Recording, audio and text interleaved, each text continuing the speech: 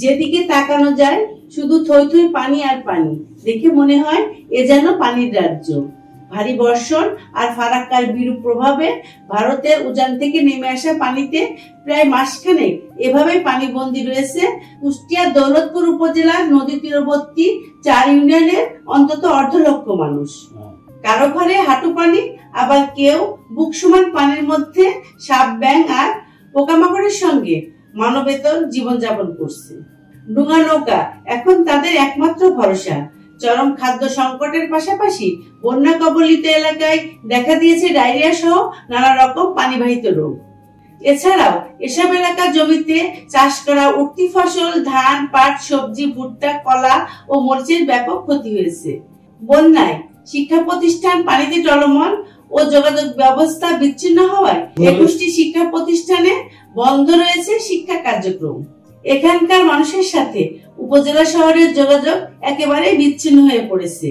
নানা দুর্ভোগে পরিবার এবং হাঁস, মুরগি আর গবাদি পশু নিয়ে খেয়ে না খেয়ে দিন যাপন করছে বানভাসী মানুষ। উঠের পেনে ঘরে ভরা 2টা মানুষ কইরে নিছি শোনা, খাওয়া খাদ্য নাই, কিরা খাবার দেয়, কিরা কি দেয়, তহিত করে কিরা। সাপ পোকামাকড় আমাদের জ্বালাচ্ছে। তারপরে আমাদের ছোট ছোট বাচ্চাদের জ্বর আইসে অনেক অসুস্থ ভাবে আছে, ঘরে খাওয়ার পারতেছে না, খাওয়া দাওয়া আমাদের ঘরে নাই, সেরকম নিয়ে আনা কষ্ট হচ্ছে। খুব চুলায় পানি উঠে গেছে, আমরা খুব কষ্টে আছি। বাড়ি নাই, বন্যায় যাওয়া ছিল, বন্যায় ডুবে গেছে। আমরা এখন অনাহারে, আমরা আপনাভাবে অপেক্ষা চাইছি, তাকাই আছি, আমরা খুব কষ্টে আছি। দীর্ঘ 1 মাসের উপরে আমরা এই বন্যা কবলিত। সাপ ভারত থেকে কুচকুচে কালো এক প্রকৃতির সাপ খুব উপদ্রব করে। তারপরে আপনার এই ইঁদুর, মাটি তোলা, পোকামাকড়, ঘরে বাস করাই কষ্ট। পানিতে ময়লা আবর্জনা, বিভিন্ন দিক দিয়ে আমাদের অসুবিধার মধ্যে ছিলাম। আমাদের প্রাণপ্রিয় নেতা বাচ্চু মোল্লা সাহেব আমাদের মাঝে আসছেন, উনি আমাদেরকে বিভিন্নভাবে সহযোগিতা করছেন, আমাদের ত্রাণ দিচ্ছেন, খাদ্য খাবার দিচ্ছেন, শুকনা খাবার দিচ্ছেন, বিভিন্নভাবে আমাদেরকে উনি সহযোগিতা করছেন। আমাদের রাস্তাঘাট এখন বন্যা চলে যাচ্ছে, বন্যার ভিতরে আমাদের খুব কষ্ট হয়। এখন বন্যা নামে যাচ্ছে, বন্যা নামে গেলে রাস্তাঘাটের জন্য খুবই আমাদের কষ্ট হয়। এখন আমাদের চলাফেরা খুবই কষ্ট, রাস্তাঘাট অতি তাড়াতাড়ি আমাদের একটু ভালো করার দরকার। এই চিলমারি বানভাসী মানুষ অনেক কষ্টে দিন অতিবাহিত করছে। এই জন্য সাবেক সংসদ সদস্য রেজা আহমেদ বাচ্চু মোল্লা আজকে প্রায় রামকৃষ্ণপুর এবং চিলমারি মিলে 1800 প্যাকেট নিয়ে এসে আমাদের বানভাসী মানুষের পাশে এসে দাঁড়িয়েছেন। চিলমারি মানুষের সাথে তিনি আছেন।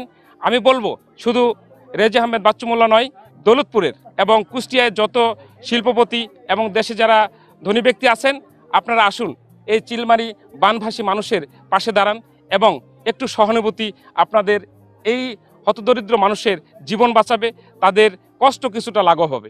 এদিকে বিএনপির ভারপ্রাপ্ত চেয়ারম্যান তারেক রহমানের নির্দেশে বন্যা কবলিত এলাকা পরিদর্শন করে অসহায় মানুষের মাঝে খাদ্য সামগ্রী বিতরণ করেছে বিএনপি। এবার বন্যায় দৌলতপুর উপজেলার চিলমারি ইউনিয়ন এবং রামকৃষ্ণ ইউনিয়ন সম্পূর্ণভাবে ডুবে গেছে। আজকে আমরা থানা বিএনপি নেতৃবৃন্দ তারেক রহমানের পক্ষ থেকে চিলমারি ইউনিয়নে প্রায় 1100 বস্তা আমরা চাউল এবং আলু বিলি করতেছি। এবং আমরা ইতিপূর্বেও বিরোধী দল থাকা অবস্থায় চিলমারিতে একবার বন্যা হয়েছিল, সেবারও কয়েক লক্ষ টাকা আমরা ম্যানেজ করে আমরা চিলমারিতে দিয়ে গেছিলাম। আশা করি ভবিষ্যতেও দৌলতপুর বিএনপি তারেক রহমানের প্রত্যেকটা নির্দেশে চিলমারি ইউনিয়নের পাশে থাকবে। বিএনপি একটি জনগণের পক্ষের দল, রাজনৈতিক দল। আমাদের নেতা তারেক রহমান, আমরা সারা জীবন বিএনপি যতদিন আছে ততদিন আমরা দৌলতপুরের সাধারণ মানুষের পাশে থাকব। এবং আজকে চিলমারি দিলাম, আগামীকাল আমরা রামকৃষ্ণপুর দেব। এখানে সবচেয়ে বড় সমস্যা হচ্ছে স্বাস্থ্যসেবা, একটা বড় সমস্যা। এখানে একটি হাসপাতাল ছিল যেটা পদ্মা নদীগর্ভে চলে গেছে। যদি আগামীতে বিএনপি ক্ষমতায় আসে, এখানে একটি হাসপাতাল করার চেষ্টা করা হবে। আজ এই চিলমারি 6 নম্বর ইউনিয়ন এই বন্যাতে অনেক ক্ষতিগ্রস্ত হয়েছে। আমরা থানা বিএনপির পক্ষ থেকে আমরা প্রায় 1100 টানের সামগ্রী বস্তা এনেছি এবং আমরা গরিব দুঃখিনীর মাঝে বিতরণ করেছি এই এলাকার নেতা কর্মী এবং শ্রমিক ভাইদের এবং সুশীল সমাজের সাথে। আমরা সব সময় এই বিএনপি আছে, বিএনপি একটা গণতান্ত্রিক দল এবং আমরা সব সময় থাকবো। এই চিলমারি আর রামকৃষ্ণপুর ইউনিয়ন প্রায় বন্যায় প্লাবিত হয়েছে।